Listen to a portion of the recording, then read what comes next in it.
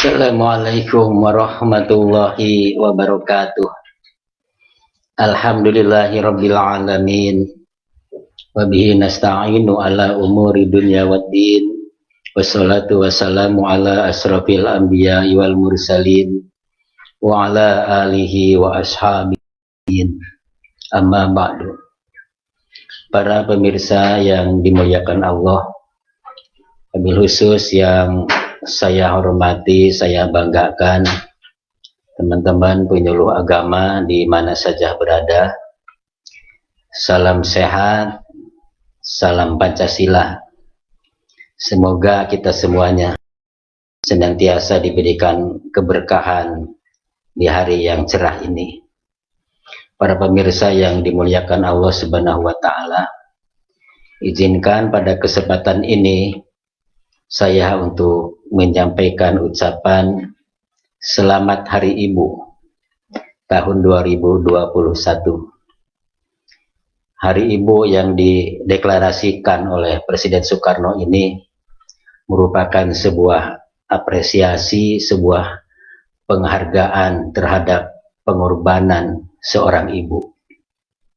Walaupun tentu bagi kita orang Islam menghormati, memuliakan, mengapresiasi, dan juga berbakti kepada ibu tidak sebatas pada tanggal 22 Desember.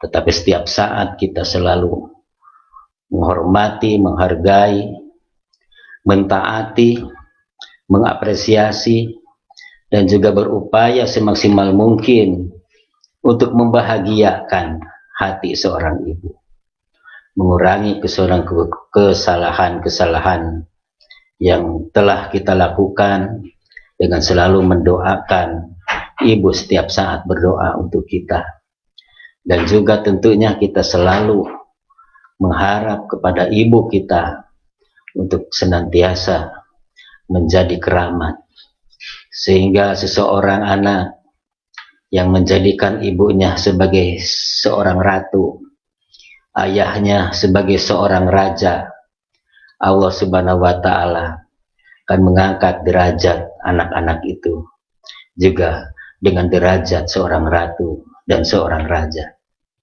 Para pemirsa yang dimuliakan Allah, pada kesempatan ini saya akan mengawali Sapa Penyuluh Agama dengan membaca sebuah hadis Rasulullah Shallallahu Alaihi Wasallam yang diterima dari Ibu Hurairah radhiyallahu anhu. An Abi Hurairah radhiyallahu anhu qala Ja'a rajulun ila Rasulillah sallallahu alaihi wasallam faqala ya Rasulullah man ahakun nasi bi husni sahabati qala ummuka qala summa man qala summa ummuka qala man qala summa ummuka qala summa man qala summa abuka. Hadis dari Abu Hurairah radhiyallahu an, beliau berkata, datang seorang laki-laki kepada Rasulullah sallallahu alaihi wasallam dan ia bertanya kepada Rasulullah sallallahu alaihi wasallam, ya Rasulullah, siapakah orang yang paling berhak untuk mendapatkan kebaikan dan penghormatan? Qala Rasulullah sallallahu alaihi wasallam menjawab, ummuka, ibumu. Qala summaman, laki-laki itu bertanya lagi, kemudian siapa lagi ya Rasulullah? Qala summa ummuka.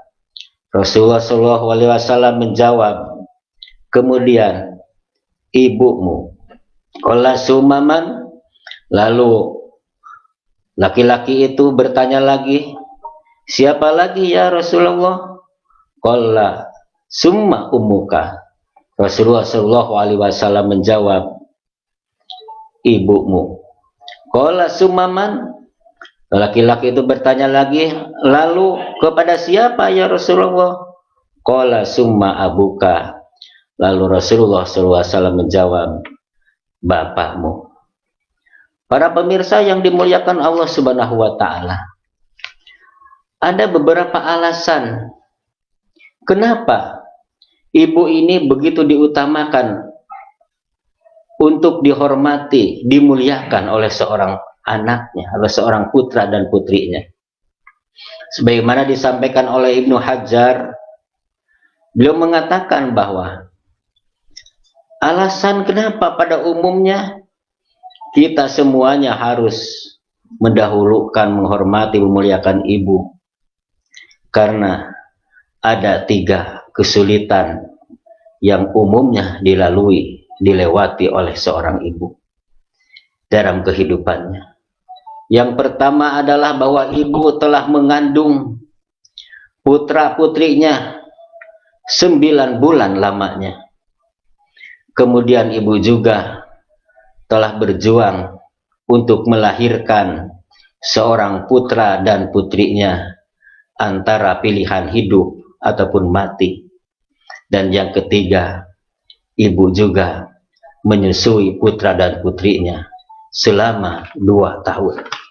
Sebagaimana Allah Subhanahu wa taala berfirman di dalam Al-Quran surat Luqman ayat 14, dan ini juga mengingatkan kita semua betapa besarnya pengorbanan seorang ibu, sehingga Allah Subhanahu wa taala mewajibkan untuk bersyukur kepada ibu dan bapaknya setelah bersyukur kepada Allah Subhanahu wa taala. Allah Subhanahu wa taala berfirman, A'udzu billahi minasyaitonir rajim. Bismillahirrahmanirrahim. Wa wasainal insana biwalidayhi hamalatsu ummuhu wahnan ala wahnin wa bisaluhu fi amaini aniskurli waliwalidayka ilayal masir. Dan kami perintahkan kepada manusia untuk berbuat baik kepada kedua orang tuanya, ibu dan bapaknya. Ibunya yang telah mengandungnya dalam keadaan lemah, wahnan ala wahnin, yang bertambah-tambah lemahnya, dan menyapihnya dalam 2 tahun. Bersyukurlah kepadaku dan kepada kedua orang tuamu, ibu bapakmu, hanya kepadaku lah kalian kembali. Sungguh, apa yang telah dilakukan bapak dan ibu merupakan pengorbanan yang sangat besar, yang tak terbalaskan. Sebagaimana suatu ketika ada seseorang yang dia melakukan tawaf, kemudian sambil tawaf itu mengelilingi Ka'bah 7 putaran. Ia di pundaknya sambil menggendong ibunya. Kemudian dia pun juga terus melakukan proses melaksanakan ibadah haji, sa'i antara Safa dan Marwah, dan tentu sampai akhir proses haji ia menggendong-gendong ibunya. Setelah itu lalu ia bertanya kepada Ibnu Umar, wahai sahabat Rasulullah SAW, apakah dengan saya telah menghajikan ibu saya, karena ibu saya sudah tidak lagi kuat untuk berjalan, maka saya gendong-gendong ibu saya untuk menunaikan ibadah haji, dari mulai proses awal sampai akhir proses ibadah haji. Apakah dengan menghajikan ibu saya itu cukuplah untuk membalas jasa kebaikan ibu kepada saya? Lalu Ibnu Umar menjawab, tentu itu belum cukup. Itu belum cukup. Bahkan menghajikan ibumu itu hanya cukup untuk membalas jasa budi ibumu 1 kali tarik napasan, atau 1 kali tarikan napas ketika ibumu melahirkan kamu. Namun demikian, kamu termasuk anak yang berbakti. Kamu termasuk anak yang soleh, yang berupaya untuk melakukan kebaikan demi kebaikan kepada ibumu. Walaupun tentu dengan menghajikan ibumu, belum cukup untuk membalas jasa-jasa ibumu yang telah berkorban, bersusah payah membesarkanmu dari mulai mengandungnya selama 9 bulan, lalu melahirkan antara pilihan hidup dan mati, lalu juga menyusuinya selama 2 tahun, dan setelah itu membesarkanmu, dan seterusnya. Para pemirsa yang dimuliakan Allah Subhanahu wa Ta'ala, sungguh apa yang telah dilakukan bapak dan ibu, pengorbanan yang sangat besar, yang tentu sekali lagi kita tidak akan mampu untuk membalas jasa-jasa kebaikan ibu yang telah diberikan kepada kita sejak kita di kandungan sampai kita dewasa. Dan tentu kita semuanya juga bukan berarti menafikan jasa daripada bapak atau ayah kita, karena ayah kita juga memiliki peranan yang sangat besar dalam membesarkan putra dan putrinya. Namun ayah lebih berperan kepada bagaimana bersama-sama dengan ibu untuk membangun karakter putra-putrinya menjadi putra-putri yang soleh dan solehah. Dan juga ayah juga punya kewajiban untuk memberikan nafkah kepada keluarga, termasuk di dalamnya untuk putra dan putrinya. Sehingga ketika seorang ayah, dia bekerja, dia mencari nafkah, berangkat pagi, pulang sore, kadang-kadang pulang malam, yang semata-mata untuk menafkahi keluarganya, yang menjadi tanggungannya, yang menjadi hak dari keluarganya, maka itu, kata Rasulullah Shallallahu Alaihi Wasallam, dimasukkan ke dalam golongan kal mujahidi fi sabilillah, orang-orang yang sedang berjihad di jalan Allah Subhanahu wa Ta'ala. Para pemirsa yang dimuliakan Allah Subhanahu wa Ta'ala, sesungguhnya ada seorang orang Yaman, lalu ia itu bertanya kepada Rasulullah Shallallahu Alaihi Wasallam, yaitu ia minta izin untuk mengikuti berjihad dengan Rasulullah Shallallahu Alaihi Wasallam. Lalu Rasulullah Shallallahu Alaihi Wasallam bertanya kepada seseorang itu, apakah kamu masih memiliki seorang ibu atau orang tua? Kata orang itu atau anak muda itu, punya ya Rasulullah, saya masih punya ibu. Oleh karena itu, kata Rasulullah, pulanglah kamu, maka berbaktilah kepada ibumu, karena ibumu adalah merupakan surga daripada kamu. Al jannatu tahta aqdamil ummahat, bahwa surga itu ada di bawah telapak kaki ibu. Dari sinilah kita ketahui birrul walidain, berbakti kepada kedua orang tua, bukanlah perilaku untuk membalas jasa kepada kedua orang tua. Karena kebaktian seorang anak bagaimanapun baiknya, tidaklah cukup untuk membalas dengan apa yang telah dilakukan orang tua kepada anak-anaknya.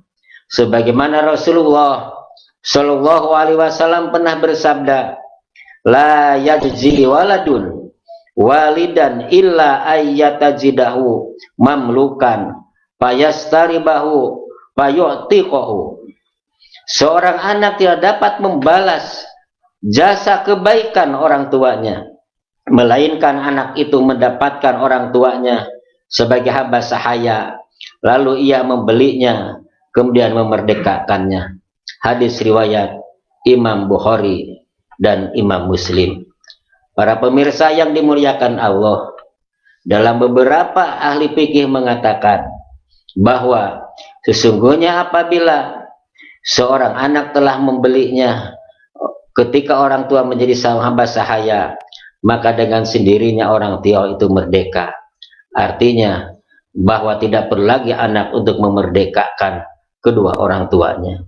Oleh karena itu, bahwa inilah adalah sebagai bukti bahwa anak itu tidak akan mungkin mampu untuk membalas jasa kebaikan kedua orang tuanya.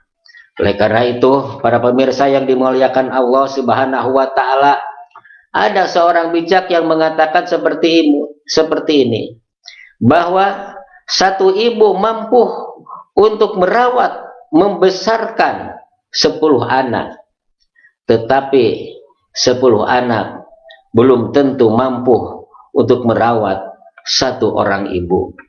Nah, oleh karena itu tentunya bahwa kita semuanya harus senantiasa untuk menjadikan bahwa ibu adalah menjadi keramat dalam kehidupan kita. Harus selalu dimuliakan, dibahagiakan, dihilangkan rasa sedihnya, apalagi kita sampai harus menyakiti hatinya. Karena betapa besar dosa-dosa yang begitu Allah berikan kepada seseorang yang durhaka kepada kedua orang tuanya. Bahkan di antara salah satu daripada dosa yang kadang-kadang kontan dibayar di dunia, itu adalah dosa durhaka kepada kedua orang tua. Kenapa? Karena ucapan orang tua itu, kalau bahasa dulu, bahasa Sunda gitu, ada bilang saciduh metu sakecap nyata. Artinya jangan sampai kita ini membuat suatu perilaku, suatu tindakan yang membuat ibu itu marah sehingga lupa untuk mengucapkan sesuatu yang sesungguhnya tidak pantas diucapkan. Karena buruknya aja, jeleknya aja ucapan ibu itu bisa jadi doa. Sebagaimana juga itu pernah dilakonin, atau pernah juga dulu itu terjadi kepada seorang dulu tuh yang bernama Jured dulu tuh. Jadi Jured ini seorang anak yang sangat soleh, ahli ibadah kepada Allah Subhanahu wa taala. Jangankan yang wajib, yang sunnah pun dia lakukan. Dan terkenal sekali kalau Jured ini adalah seorang anak yang sangat baik, ya, orang-orang baik, ahli ibadah, ya. Suatu ketika Jured ini sedang sholat sunnah. Ibunya memanggil Jured satu kali, kemudian Jured itu gak menjawab. Kenapa? Karena memang lagi sholat. Kedua kali manggil lagi ibunya, Jured. Akhirnya mulai bimbang tuh Jured ini, bagaimana ya ibu manggil-manggil saya sedang sholat, dalam hatinya udah mulai bimbang. Yang ketiga ibunya manggil lagi, Jured. Akhirnya Jured memutuskan untuk melanjutkan sholat sunnahnya. Namun di sisi lain, para pemirsa yang dimuliakan Allah Subhanahu wa taala, bahwa ibunya ini merasa tersinggung hatinya. Merasa tersinggung. Kenapa? Kok Jured ini udah mulai berani-beraninya untuk tidak menjawab panggilannya. Ibunya pun juga tidak paham kalau Jured itu sedang sholat sunnah. Akhirnya keluarlah ucapan dari ibunya itu, ya Allah, janganlah Jured ini dimatikan sebelum dia itu mendapatkan ujian penghinaan. Akhirnya apa yang terjadi, para pemirsa yang dimuliakan Allah Subhanahu wa taala? Suatu ketika ada budak angon gitu, seorang pengembala, ya, seorang pengembala itu di situ didatangi adalah seorang ya wanita nakal begitu ya. Kemudian dia melakukan sesuatu sampai akhirnya dia itu hamil, ya. Setelah hamil dia teriak-teriak bahwa kehamilannya itu dihamili oleh Jured. Wah, akhirnya tersebar kemana-mana. Akhirnya orang pada marah. Kenapa, mana kata Jured ini orang baik, Jured ini orang ahli ibadah, tapi ternyata dia adalah melakukan suatu perbuatan yang dicela sama Allah Subhanahu wa taala. Sampai akhirnya Jurednya dilemparin sama orang, wah, disakiti dan seterusnya. Para pemirsa yang dimuliakan Allah Subhanahu wa taala. Sampai akhirnya bahwa ibunya baru sadar bahwa ucapan ibunya itulah yang kemudian menjadi penyebab bahwa Jured itu begitu mendapatkan penghinaan, mendapatkan fitnah besar dari seseorang yang sesungguhnya dia tidak melakukannya. Inilah makanya tentunya bahwa doa yang tidak ada hijab antara Allah dengan hambanya itu, di antaranya kan doa orang tua kepada anaknya. Wabil khusus doa seorang ibu kepada putra putrinya. Oh, itu kabul sekali ya. Makanya tentunya ini juga menjadi sebuah pelajaran ya bagi seorang ibu. Jadi bagaimanapun keselnya, ya tentu ya memang seorang ibu harus selalu dia mengucapkan kalimat-kalimat yang baik kepada anak-anaknya, karena kalimat itu adalah ucapan itu bisa jadi doa. Inilah para pemirsa yang dimuliakan Allah Subhanahu wa taala. Jadi kita sebagai anak itu jangan sampai membuat hati seorang ibu itu menjadi kecewa. Fala taqullahuma uffin, bahkan mengucapkan saja kepada kedua orang tua itu gak boleh, apalagi berkata kasar, apalagi dia melakukan sesuatu ucapan ataupun juga pekerjaan yang membuat orang tua ataupun ibu itu menjadi kesel, karena itu akan berakibat tidak baik. Keberkahan itu adalah sesungguhnya ada terletak pada bagaimana ibu ridho kepada kita. Ridho Allahu fi ridhol walidain wa suhtu fi suhtil walidain. Jadi ridhonya Allah itu sangat tergantung kepada ridhonya kedua orang tua. Dan murkanya Allah itu juga sangat tergantung kepada murkanya orang tua. Cobalah kalau kita bayangkan ya, kita tatap ya wajah ibu kita, wajah kedua orang tua kita, apalagi yang sudah tidak ada ya. Mungkin kita ini banyak sekali dosa-dosa, kelakuan-kelakuan atau perilaku ucapan-ucapan kita yang mungkin menyakiti hati daripada ibu kita. Padahal ibu kita sudah tidak ada, ibu kita sudah mendahului kita. Ya bagaimana kita caranya supaya ibu ini tetap menjadi keramat bagi kita? Ya tentunya kita harus selalu mendoakan kedua orang tua kita. Adalah juga setiap kita berdoa untuk diri kita, doakan kedua orang tua kita, apakah yang masih ada ataupun yang sudah tidak ada. Dengan mendoakan itulah, dengan memohon ampunlah kepada Allah Subhanahu wa taala untuk pengampunan orang tua kita, itu juga salah satu cara agar orang tua kita itu rela dan ridho kepada kita, sebagaimana disampaikan oleh Imam Malik.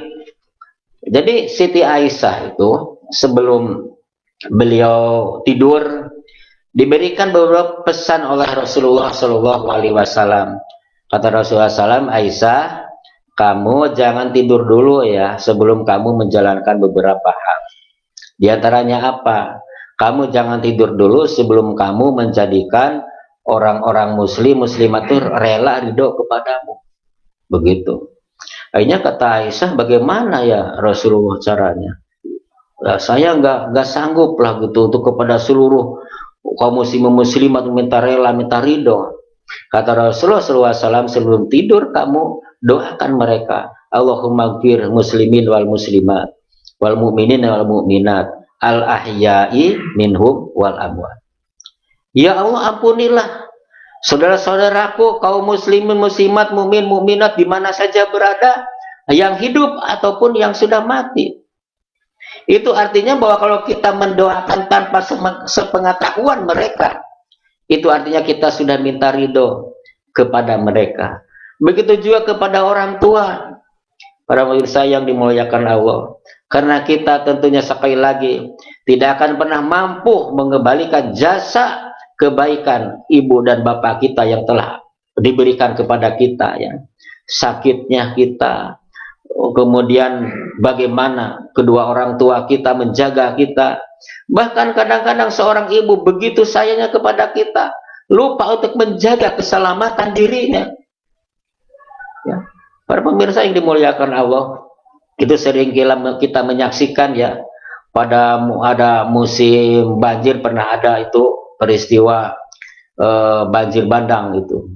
Itu seorang ibu itu sampai dia itu mengangkat seorang bayi gitu ya, mengikuti dari airnya sampai akhirnya makin dalam masih tetap sampai tangannya itu ke atas itu. Bagaimana supaya bayi itu selamat pada dianya udah tenggelam. Jadi seperti seolah-olah dia berkata, ya Allah biarlah saya yang tenggelam, yang penting anak saya selamat. Kalau malam-malam anaknya lagi demam, yang pusing ibunya. Ya Allah biarlah saya aja yang demam, jangan diberikan kepada anak saya. Dan seterusnya seperti itulah para pemirsa yang dimuliakan Allah Subhanahu wa taala. Tapi bagaimana balasan seorang anak kepada seorang ibu? Ya, kadang-kadang ibu itu menjaga anak di rumah sakit. Saya pernah ada satu kisah itu kan, ada seorang anaknya kena musibah sampai kepalanya itu pecah, kemudian ada tangannya menjadi cedera gitu ya. Akhirnya ibunya itu terus menunggu dengan sabar. Sampai akhirnya dokter mengatakan, ibu, kata sepertinya ini hanya nunggu daripada mujizat aja, keajaiban aja. Tapi seorang ibu terus saja berdoa kepada Allah Subhanahu wa taala, ya Allah, sembuhkanlah anak saya. Biar saya aja yang pecah kepala, jangan anak saya. Begitu dalam ceritanya. Terus ibunya menangis dan menangis berdoa kepada Allah Subhanahu wa taala untuk kesehatan dan keselamatan anaknya. Seminggu, 2 minggu, 3 minggu dan seterusnya. Ternyata keajaiban itu datang berkat daripada doa ibu. Anaknya sembuh dan normal kembali. Tapi para pemirsa yang dimuliakan Allah, kisah itu terulang kembali sekian tahun kemudian. Ibunya sudah usia kurang-kurang lebih sekitar 75 tahun. Ia juga menimpa sakit keras. Dan kebetulan dirawatnya di rumah sakit yang sama. Pertamanya, anaknya menjaga, mengurusin ibunya yang sedang sakit itu. Tapi lama-lama dia itu mulai sedikit capek, sedikit ngeluh gitu ya anaknya itu karena ibunya nggak kunjung sembuh. Sampai akhirnya ucapan dokter berkata seperti dokter pada semula ketika anak itu mendapatkan musibah. Katanya ibunya ini tinggal menunggu keajaiban aja. Akhirnya apa? Doa yang dicetuskan oleh anak itu. Dia katakan, ya Allah, andaikan ibu saya mau diambil sajalah, lebih baik mati saja daripada nyusahin kami ya Allah. Itulah ada peristiwa terjadi seperti itu ya. Saya baca dalam sebuah media ada kisah yang begitu sangat memilukan seperti itu ya. Jadi bagaimana seorang ibu itu berani mengorbankan nyawanya di bentuk anak, tetapi begitu sangat terbatas mengorbankan sesuatu untuk kebaikan ibunya. Kadang-kadang kita yang dimuliakan Allah, anaknya sudah sukses, sudah menjadi pengusaha dan seterusnya, ibunya udah sepuh, udah pakai kursi roda, dititipin ujung-ujungnya di panti asuhan. Ya, mungkin bahkan saya sendiri pernah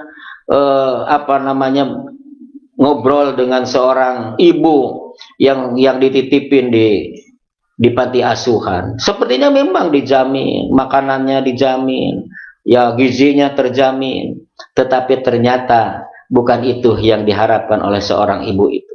Bahkan dia mengatakan, itu saya tanya, ibu senang bu ya di sini bu ya, segala disiapin ini itu. Dia apa katanya? Saya itu justru di sini merasa di penjara katanya. Begitu. Jadi bukan itu yang tapi sentuhan daripada tangan, sentuhan daripada doa anak itulah yang sebenarnya diharapkan. Ya, bukan masalah fasilitas-fasilitas yang lainnya. Para pemirsa yang dimuliakan Allah Subhanahu wa taala. Jadi tentunya kita semuanya pasti kita adalah seorang anak. Pasti kita semua itu punya orang tua. Karena tidak ada orang yang tidak punya orang tua. Tidak ada orang yang tidak dilahirkan dari ibu kecuali Nabi Adam alaihissalam ya, yang tidak punya ibu, tidak punya bapak ya. Dan kita semua pasti semuanya punya ayah, punya ibu. Namun ada yang sudah mendahului kita, ada yang masih ada bersama kita, ada yang sudah sepuh, ada yang sudah sakit-sakitan. Maka ketika orang tua kita sudah sepuh, sudah tidak kuat lagi bekerja, sudah mulai sakit-sakitan, berikan perhatian yang sangat besar dari kita untuk ibu kita. Bukan berniat kita untuk membalas jasanya, bukan. Tapi karena setiap kebaikan-kebaikan sekecil apapun yang kita berikan untuk membahagiakan ibu kita, membahagiakan kedua orang tua kita, itu akan dicatat oleh Allah Subhanahu wa taala sebagai amal yang sangat besar nilainya. Bahkan ini adalah sebagai salah satu daripada bentuk jihad di jalan Allah Subhanahu wa taala adalah birrul walidain, berbakti kepada kedua orang tua. Ya, Rasulullah SAW bertanya, apakah kalian ingin saya kasih tahu amal yang paling dicintai Allah, amal yang paling disukai Allah? Kemudian sahabat menjawab, tentu ya Rasulullah. Kata Rasulullah SAW, ada 3 amal yang sangat dicintai Allah Subhanahu wa taala dan sangat utama. Yang pertama adalah as-sholatu fi waqtiha, sholat tepat waktu. Jadi tidak menunda-nunda waktu sholat. Ya, kenapa? Karena ini juga menjadi ukuran keberkahan hidup itu adalah juga dari bagaimana komitmen kita dalam menjalankan perintah sholat. Jadi ada yang mengatakan kalau kehidupan kita ingin diperbaiki sama Allah, perbaiki sholat kita.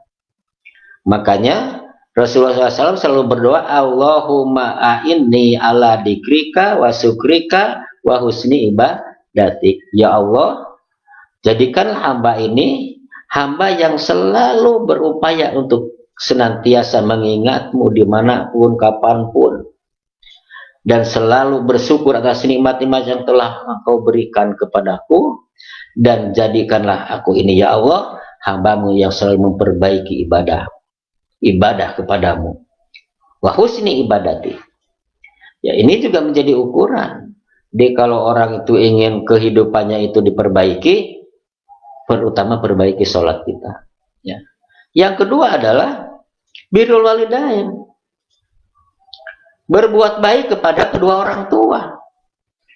Makanya tadi disebutkan dalam surat Luqman tadi, bersyukur kepada Allah, setelah itu bersyukur kepada kedua orang tua. Jadi setelah kita ini bersyukur kepada Allah, bersyukur kepada orang tua.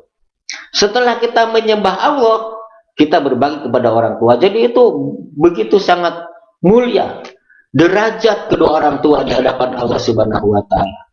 Wabil khusus ibu tadi yang dikatakan dalam sebuah hadis tadi, bahwa ummuka, ketika Rasulullah ditanya harus kepada siapa ya Rasul, aku ini berbakti, berbuat baik, ibumu, kepada ibumu, summa abuka, lalu kepada bapakmu. Artinya apa?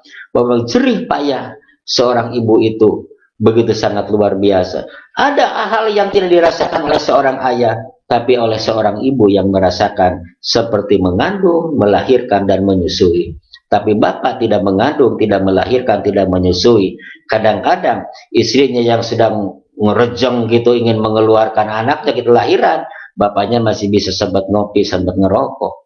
Jadi inilah bagaimana, walaupun tentu sekali lagi bahwa kita tidak menafikan peran bapak juga begitu sangat besar, karena juga bapak juga yang berikan nafkah, bapak juga yang bersama-sama mendidik anaknya, bersama-sama menjadikan anak menjadi anak soleh dan saleh bersama dengan ibunya. Akhirnya kedua-duanya adalah begitu sangat penting, sangat berperan.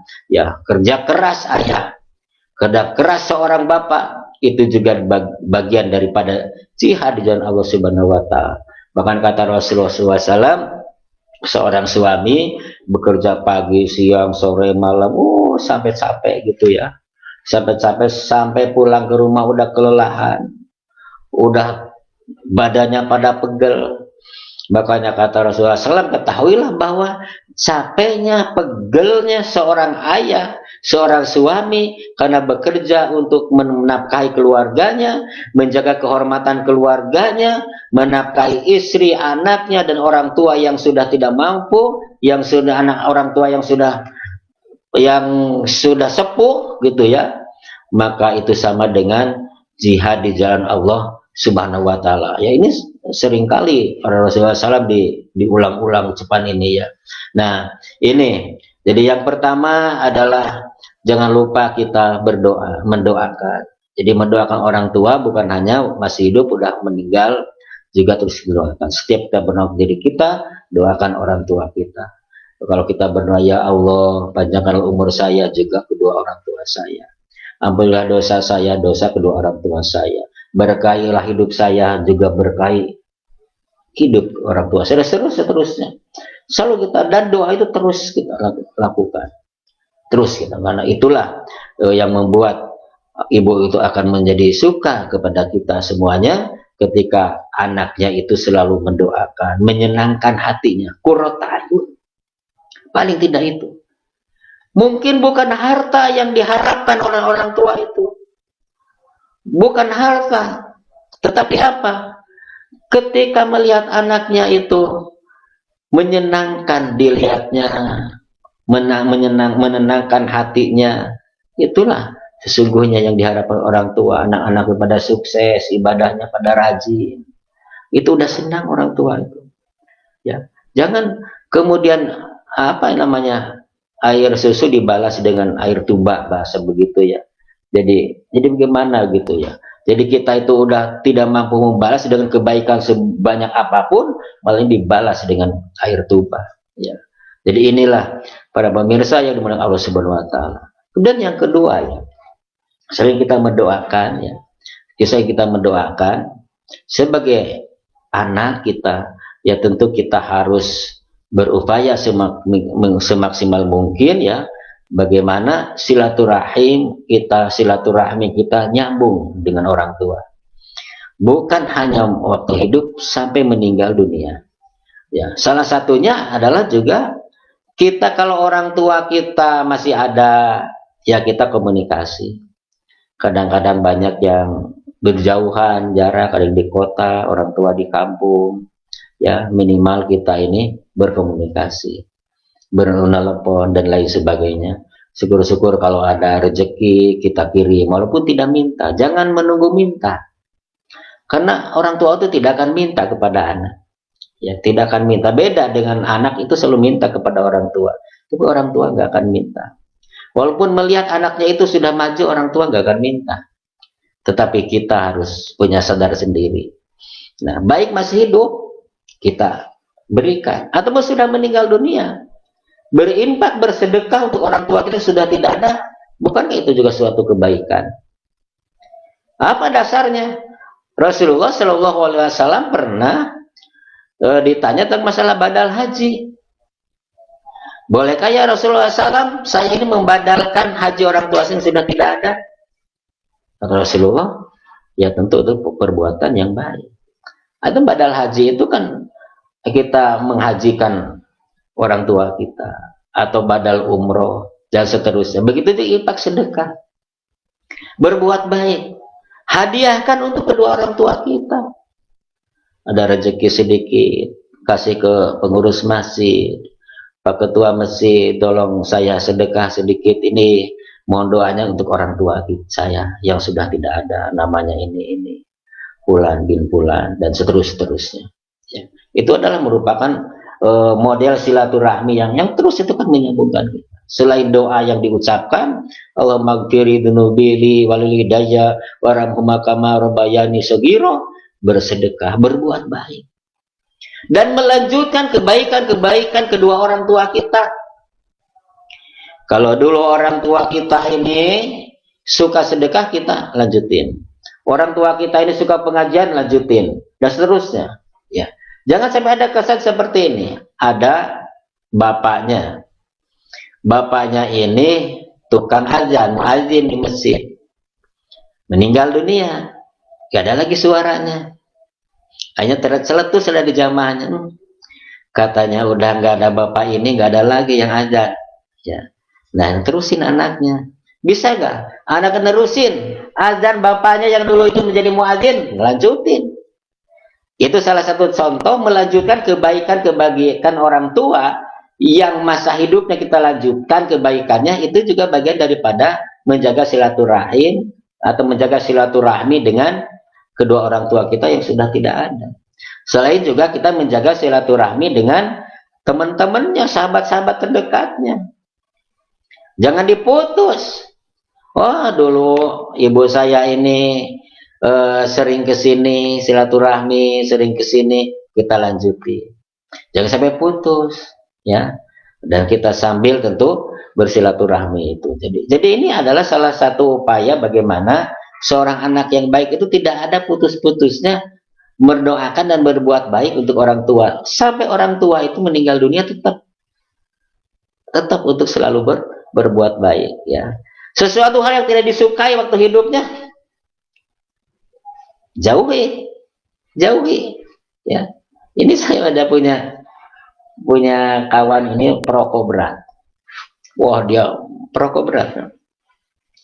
Akhirnya suatu ketika ibunya itu mengatakan begini, kalau kamu ini lebih suka rokok sih apa suka ibu, katanya.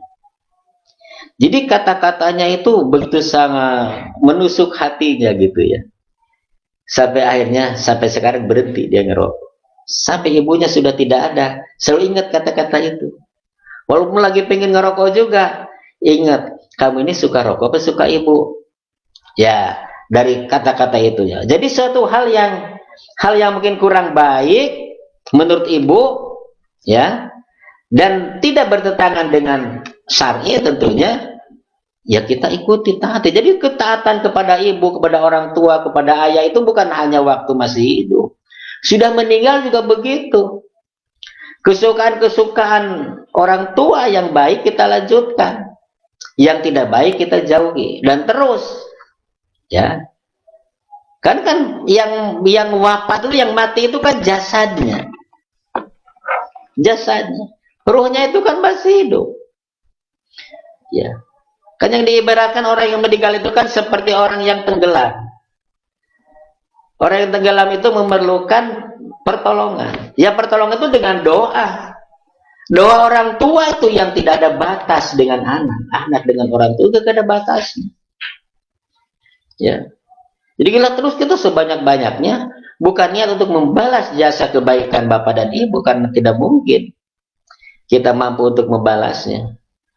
Tapi sebisa mungkin, sekecil apapun, kita selalu berbuat baik untuk menyenangkan, untuk membahagiakan ibu dan ayah kita. Maka insya Allah, kalau kita berupaya untuk membahagiakan hati ibu kita, hati ayah kita, Allah akan membahagiakan kita. Itu menjadi prinsip. Keberkahan itu adanya di situ.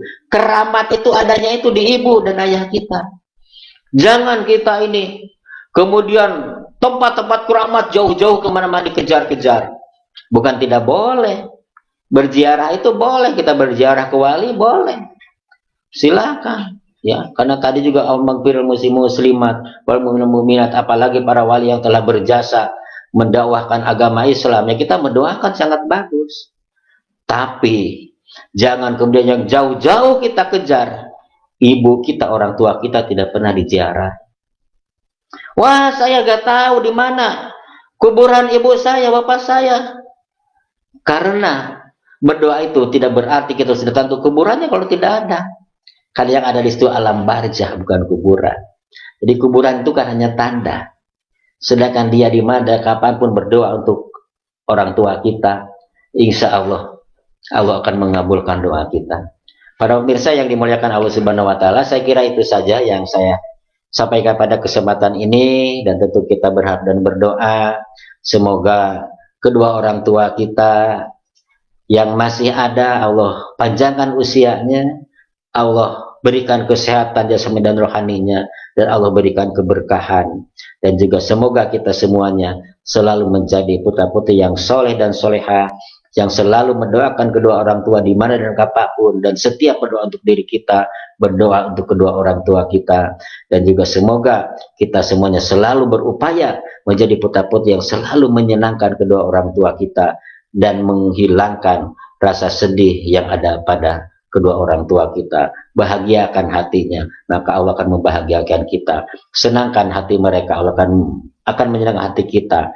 Muliakan mereka, Allah akan memuliakan kita. Angkat derajat mereka, maka Allah akan mengangkat derajat kita. Sekali lagi, jadikan mereka sebagai raja dan ratu di rumah kita, maka Allah akan menjadikan kita sebagai raja dan ratu di bumi pertiwi ini. Saya kira ini, sekali lagi mohon maaf atas segala kekurangan dan kehilapan, dan terima kasih atas kebersamaannya. Walaupun minkum, wassalamualaikum warahmatullahi wabarakatuh.